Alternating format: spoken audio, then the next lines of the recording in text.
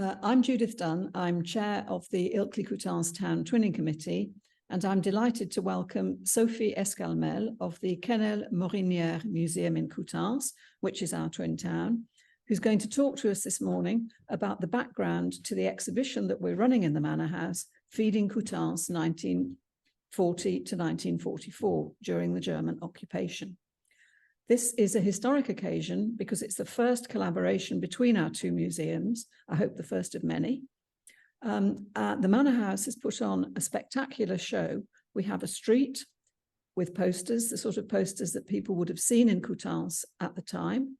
We have a kitchen, which is furnished with, again, objects from the time. And we have a shady black market area, which is really quite spooky.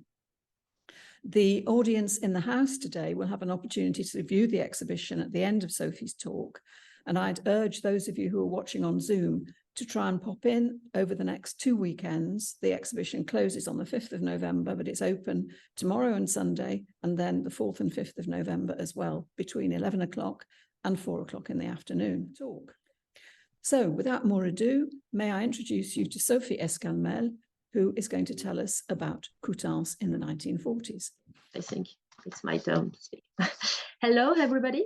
It's a pleasure for us at the Coutances Museum to be in contact with the Manor House through joint projects.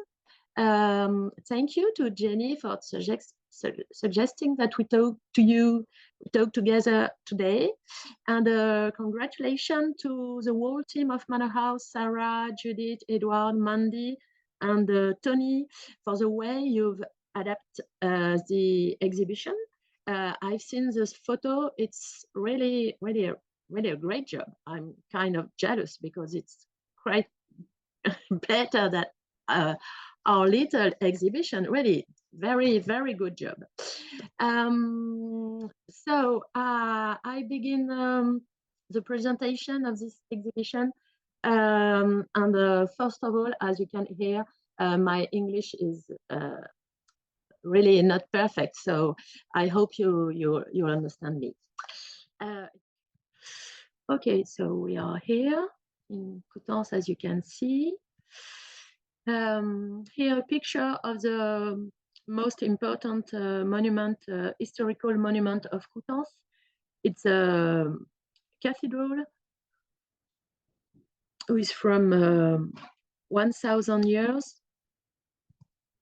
Here's some picture about the life in Coutances between the 40s. And not exactly between the 40s, but just before the 40s. Some people in front of the how to say magasin, as you can see in the street. Here you can see many vegetables and fruits in front of the street. And here you can see something very typical from Coutances and Normandy, but from Coutances specifically. It's the market of living animals who used to be located in the middle of the city. As you can see, it's a country here in Coutances and around who produced many, and still now, many meat. So many cows for many milk and meat.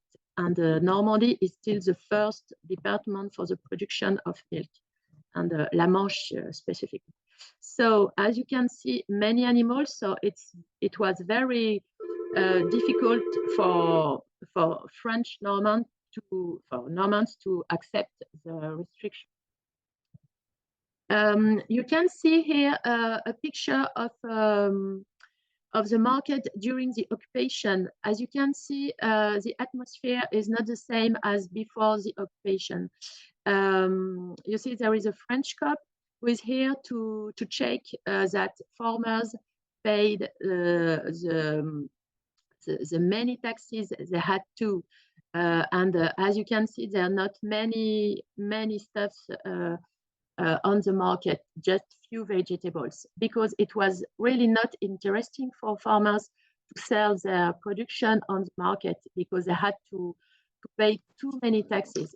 With this archives document, you can see the principle of the occupation, what's meaning that there is an German authority and a French authority, the mayor, the French mayor, who is supposed to translate all the, is not supposed, he has to do that, to translate all the orders of German requests. So French people could inform, had to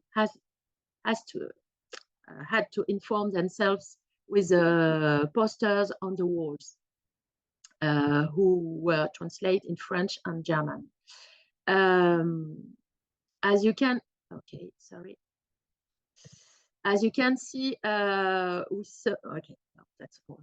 Okay, here you can see the one of the object of the principle of shortage economy. The government requires that all the family and all the members of the population had a personal card to be notified of his own rights to the food. You know, here it's a national card for mother of family, and she supposed it's mentioned she had to buy food for 4 persons, 4 members in the family, as you can see on the card. So the government gives to each member of population a definite quantity of specific food. For example, it's sugar, and perhaps you had coupons, but sometimes there was nothing in the, oh my God, how do you say commerçant? Please help.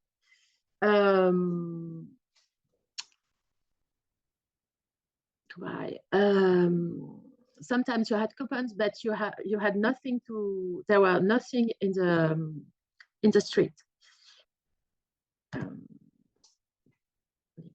Here it's ration coupon for bread. And you know, this principle of ration coupons during even after the war, and for Normandy it was worse after the war than during the occupation, because after the war they had bombardments had destroyed all the tools of production. So ration coupons has during 249. We can see now some picture of the Red Cross who help the population with this type of posters to help people to know how to save and not waste food. For example, in Coutances, there were many production of rabbits in the courtyard, in the backyard of habitation, because rabbits is a very good thing to survive during the war, because you can dress with this animal and sell the animal and eat too the animals. So there were many rabbits in the garden in Coutances. And here it's named dressed entirely in rabbits. It's good for you. And yes, it's even a duty for the population. Don't throw anything away. That's what I said a few minutes about actual message. We could consider it. Eat raw vegetables at the start of each meal. You can see it's quite pleasant drawings by the same illustrator for all the Red Cross posters. It's Mr. Roche. This poster is quite interesting because it's very practical, like advice. The first economy, save money, chew well. It's quite incredible to read that. It costs nothing to say that to the population, and it's quite a great graphism too. I like graphics. That's the most famous poster of this period, saying save bread and slice it thinly. As you can see, the question of the eggs refers to the question of collect eggs by the Mayors and in each farms to make the accountability of each production of eggs by farms to share these products with the other members of population.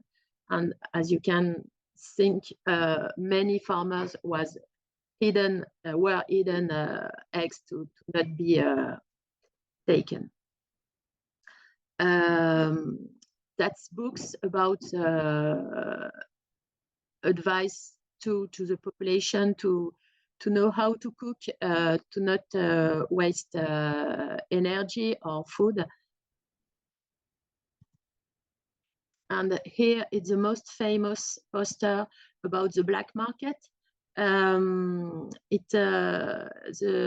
It refers to the government of Vichy, who encourage the delete. We encourage each people to delete the neighbors, you know, to say to the police who make black market, and it's not subtle. It's the black market is a crime against the community with a symbol of death pain. Even children were supposed to contribute to the war and shortage economy. Here you can see a book of children, scholar book. It's about Colorado potato beetle. Was a big problem because German soldiers loved potatoes, and so they took the most production of potatoes. And in the same time, there were these bugs who was a problem for this production. So children were supposed to contribute to search these bugs in the champ, even during the school. Excuse me, I'm coming.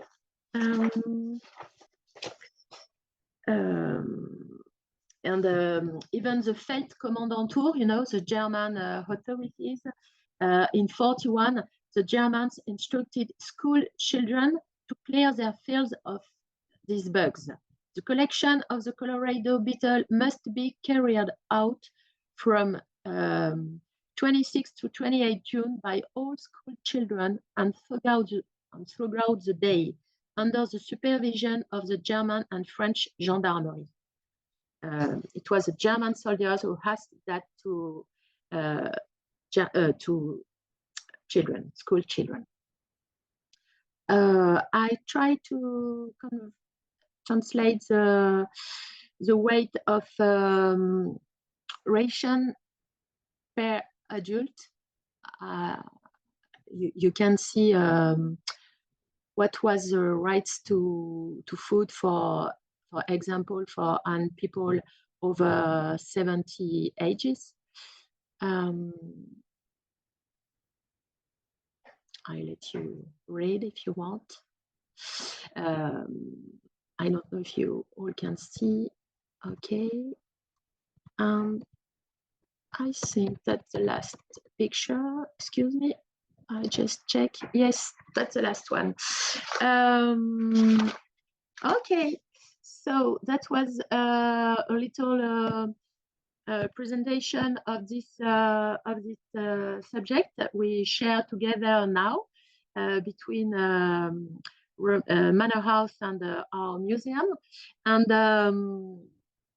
that's a very great project together. And like Judith said a few minutes, we hope, like you, that it will be that it's the beginning of other projects between our two museums. Thank you very much, everybody. Sorry for my English. Have a nice day, everybody.